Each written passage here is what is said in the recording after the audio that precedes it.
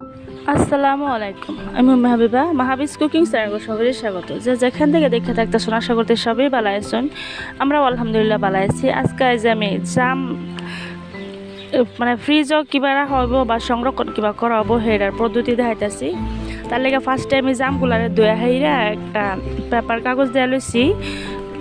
দিয়ে হাইরা সুন্দর করে জামগুলার ধুয়ে হাইরা আমি পুছা লইছি। তারপর পেপার কাগজ দিয়ে হাইরা আমি জামগুলার বড়ায় টিফিন বক্স উপরে আর একটা কাগজ দিয়ে দিতেছি।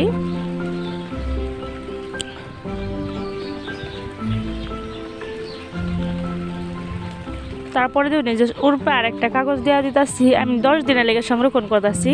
এর মানে এরা সারা বছর লেগেও করা পাইবেন, যে এই বছর এটা আরেক বছর খাবার পাইবেন। এদিকে আমি 10 দিনের লেগে করতেছি। তারপরে দেখুন 10 দিন পরে আমি বার করছি। দেখুন একদম ডিপ ফ্রিজে রাখুন লাগবো।